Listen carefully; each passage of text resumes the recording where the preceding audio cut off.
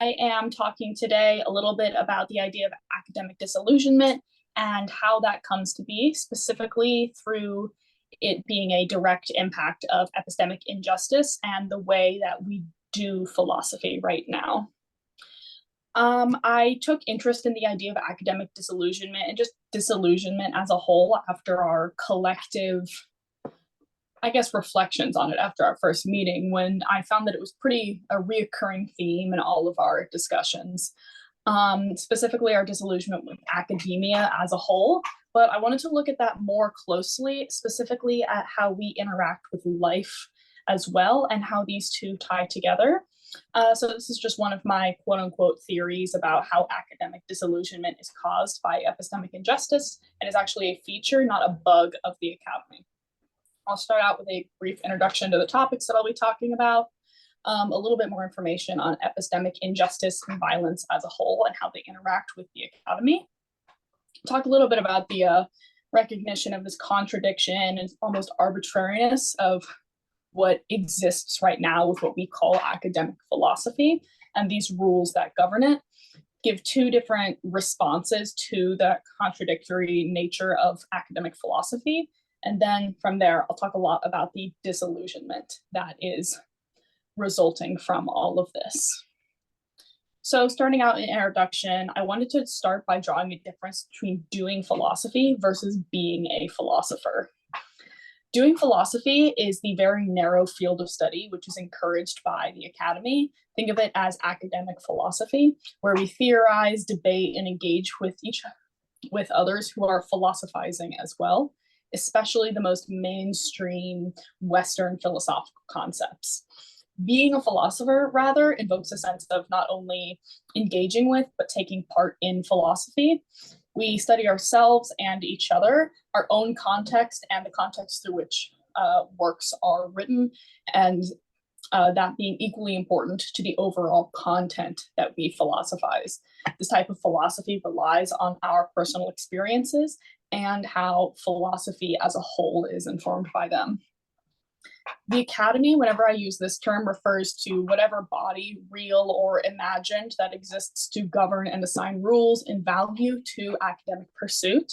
This could be represented by a bureaucratic body like a university governance, or just the perceived rules which permeate into our subconscious about what is real and valid pursuit of knowledge, and then changes how we pursue knowledge. The academy promises a lot of benefits, some of which it seems to live up to, some of which really seem to be romanticized.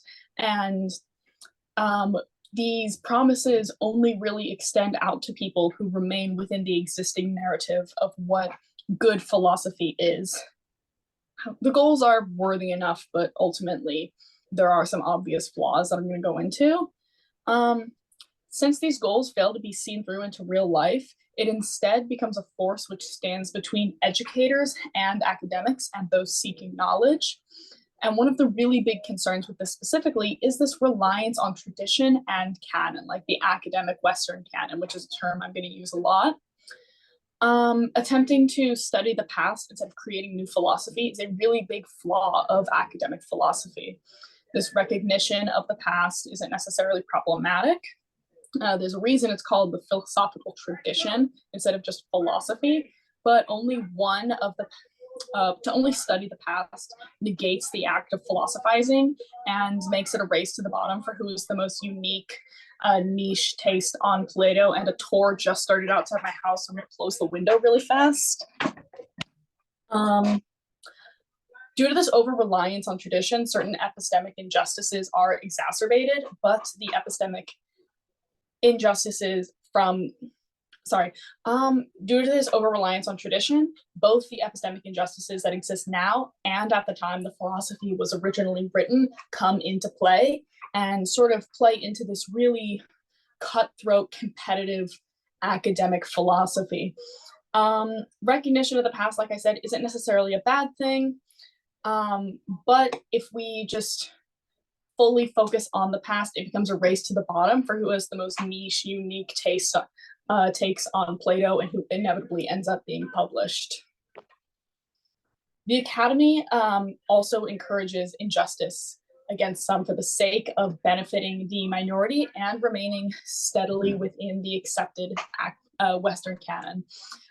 Structures such as capitalism and institutionalized racism are really part of what ensures that these injustices remain.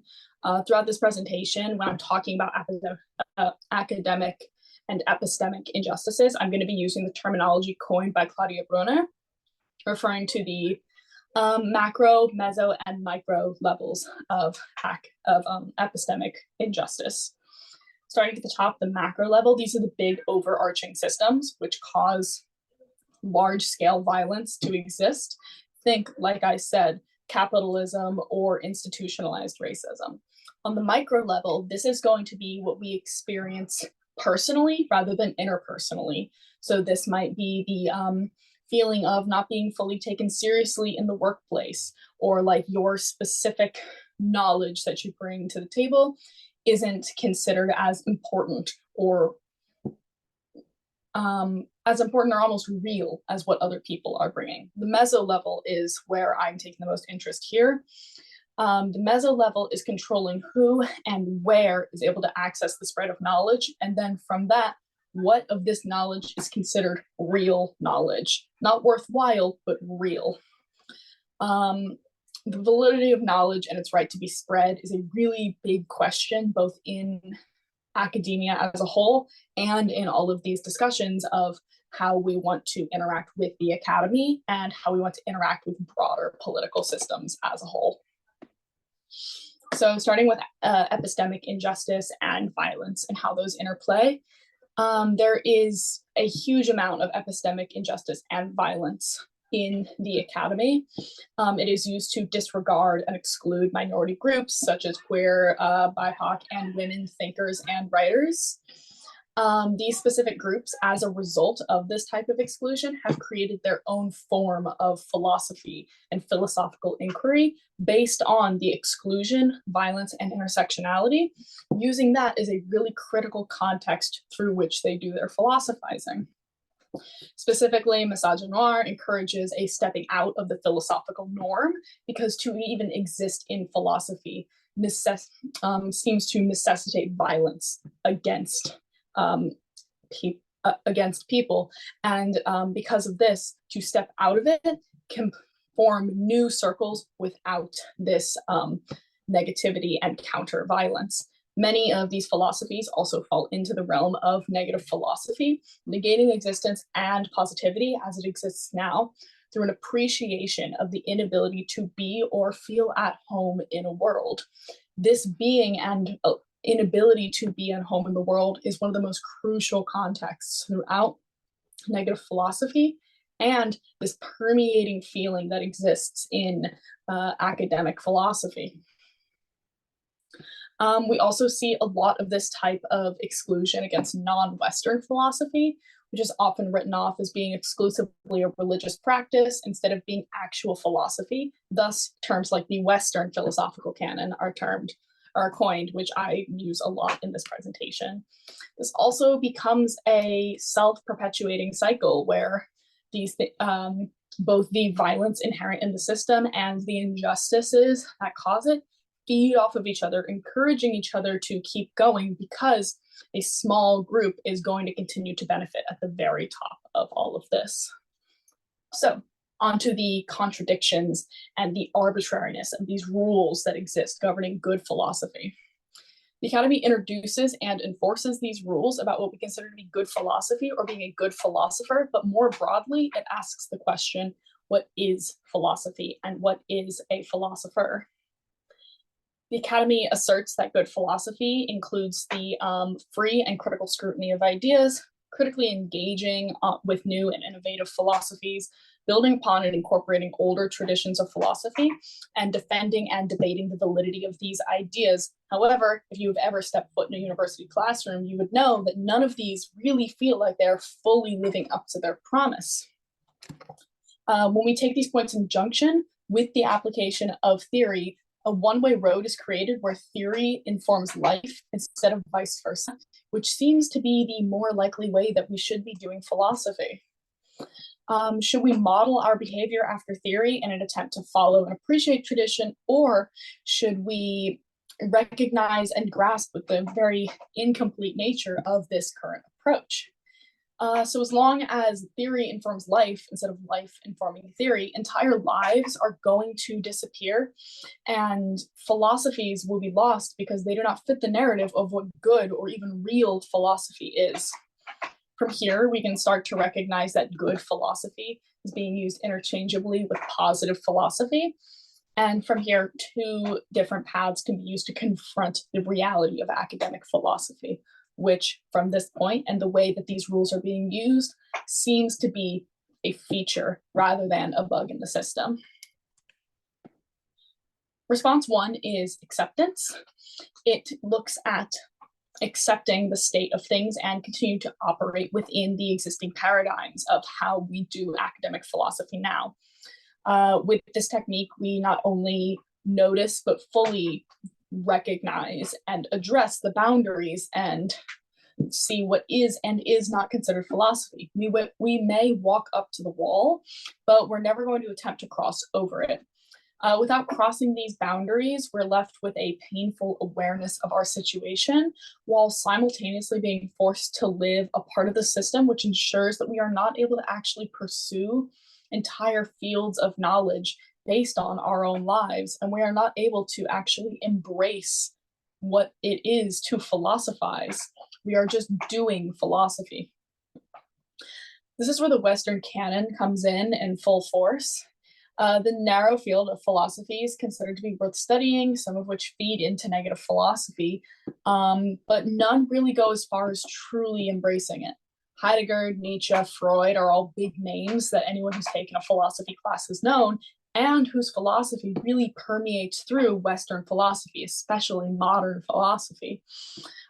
They may have even, like a lot of them and their philosophies provided a very innovative way of looking at life and informed a lot of negative philosophy. But you see a very clear cut in all of their philosophies when it's taught, where it seems to cross the line, go over that boundary, and hence these people become the line.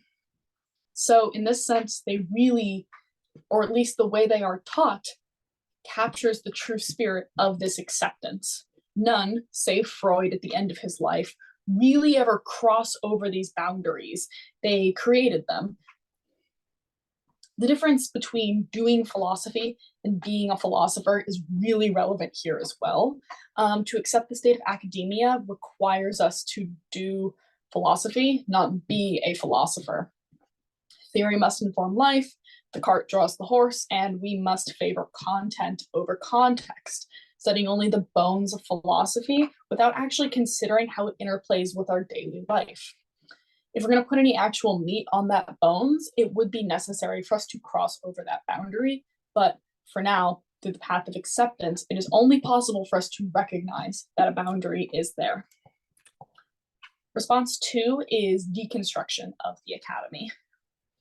This would involve a twofold approach with not only recognizing and stepping outside of the boundaries that the academy has placed, but disengaging from the academy entirely, both in our philosophy and our personal lives.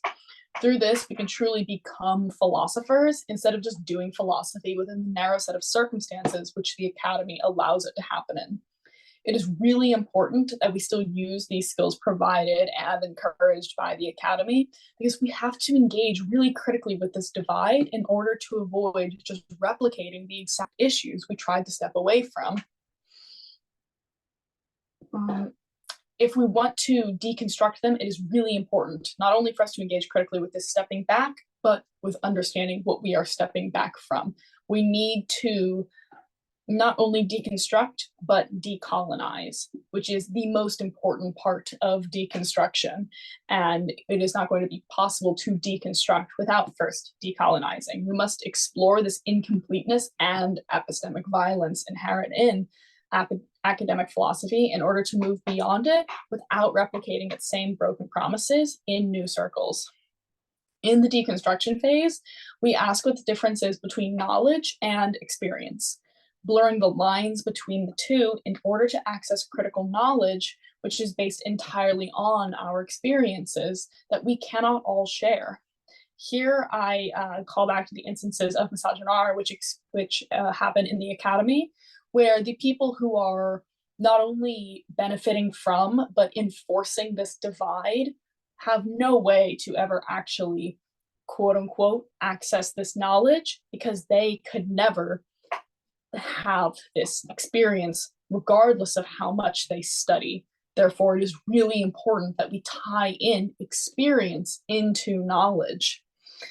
Structural inequities as a whole reinforce each other within the current academic structure, and we need to make sure that we preserve our identity and do not sacrifice who we are for the sake of continuing to engage within a broken system. But like I initially expressed with the first proposal, issues are going to arise with deconstruction as well, or with any solution to epistemic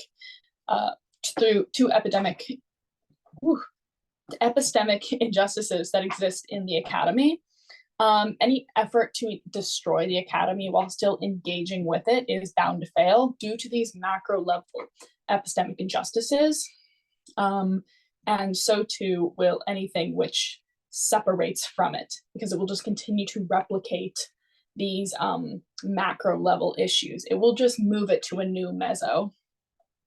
So yes, we should change the way that we are doing philosophy to rather being philosophers, but the suggestion to simply step outside of the academy to follow one's own or a very narrow school of philosophy is an incredibly privileged take. We need the academy to survive, even if it's just barely, as much as it needs us. Philosophy, however, does not need the academy. It only needs us. It doesn't need the university or any other set of arbitrary circumstances to happen. It only needs the mind, the person to philosophize. Surely we can have a twofold approach, but yet this doesn't actually solve any issues. To step away from the academy for the work it disavows doesn't actually solve any of the problems. It just subverts us feeling those impacts of the problems which exist now. So why do we remain in philosophy? Why do we continue to barely scrape by, only for some surface level engagement with cyclical arguments that we've been having for centuries? In mainstream Western philosophy, we've barely even moved past asking the question of if humans are real, or if we ourselves are real, a question with literally no tangible impact on those suffering from the epistemic injustices which the academy benefits from. So instead, we are just left asking why.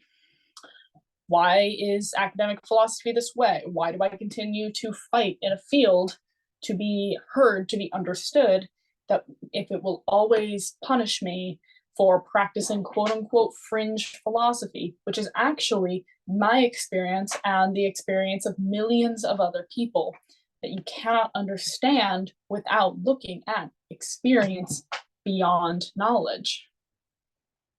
And thus we are disillusioned.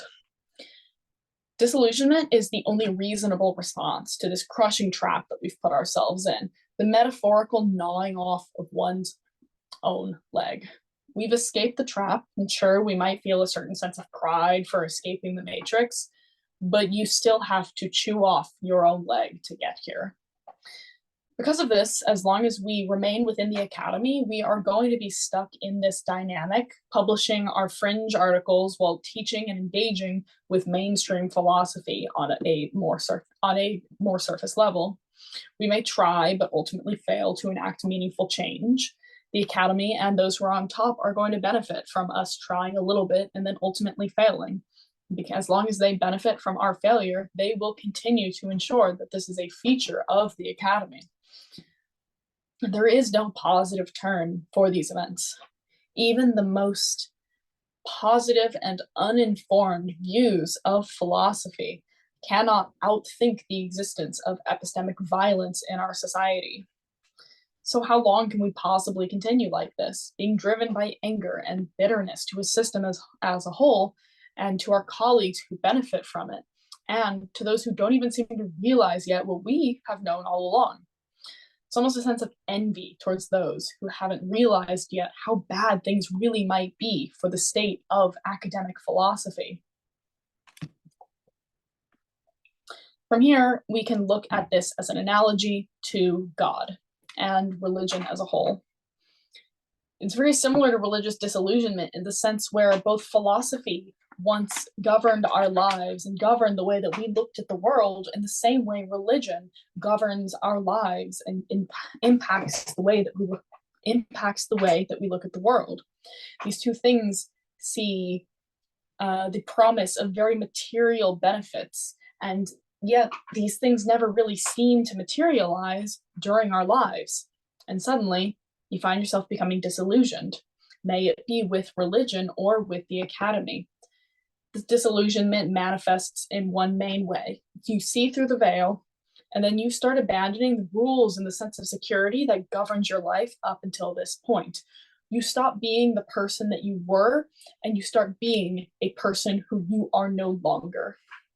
You abandon these things in an attempt to reform a new identity that is separate and entirely separate, opposing the one you used to have. However, no matter how much we abandon these rules and attempt to guide ourselves into these fringe philosophies, or abandon the academy, or abandon religion, abandon what once comforted us, it remains within ourselves. And there's always going to be a seed of it guiding the way we do our philosophy, or guiding the way we live our lives. That's why even when we are punished by the academy for having these quote unquote fringe views or pursuing these negative philosophies, we still, technique wise, we do philosophy the same way. We research the past, we engage with it critically, we look at how it involves innovative new philosophies now, and we then engage with those critically. We ask questions, we debate, we publish our research, we meet, and this is the exact same way that positive philosophy pursues life. Similarly, for the religiously disillusioned, we seek out people who are similar to us, other people who have seen through the veil or who grew up in a similar way. We are just recreating the systems that we sought to not only leave, but to destroy. And because of that, it is never really abandoned. In that same sense, even if we leave the academy behind, or say we have left philosophy behind, we continue philosophizing without really being a philosopher, which technically is what doing philosophy is all about. So then there's no real way to move on from here. The only two possible solutions to what we have seen about how the academy operates are inevitably going to fail. So long as we engage with the academy, it will benefit from our engagement in its destruction. And so long as we disengage from the academy, the impacts are still going to be there. We just won't feel them. We will just step back, be disillusioned, and never really understand what brought us to love philosophy in the first place. Individual choice becomes key here. You could follow either path. It really just depends on how you want to see those manifest in your life. And to ask for outside guidance is, again, just falling back into the trap that we're trying to escape in the first place. It's going to be hypocritical. It is going to result in questions being asked and answers being given that are the exact same as what we tried to escape in the first place. So we don't have to actually negate disillusionment. Disillusion can become an incredibly powerful force into how we govern our lives and how we do philosophy. Moreover, it can change how we be philosophers. Some of the most pervasive writers in the entire history of philosophy were these negative philosophers. They're the ones who quite literally wrote themselves to death. They are the ones who saw through the veil, who saw the failed promises of the academy and took this passion through disillusionment to move forward. The biggest thing is that we need to continue to seek out contradictions in the academy, and we need to continue to seek out contradictions in our own philosophy. But most importantly, we need to recognize that contextualization is engagement with philosophy. To do philosophy must include looking at who the philosophers are and who we are, and how those two things interplay. And therefore, we must engage with ourself. May that be a disillusioned self, it is still ourself. And that is still a very prevalent part to what philosophy is as a whole. Because without self, philosophy just becomes a series of facts and a series of dead white guys who we learn about in school and then go on to never think about again. Thank you. Any questions?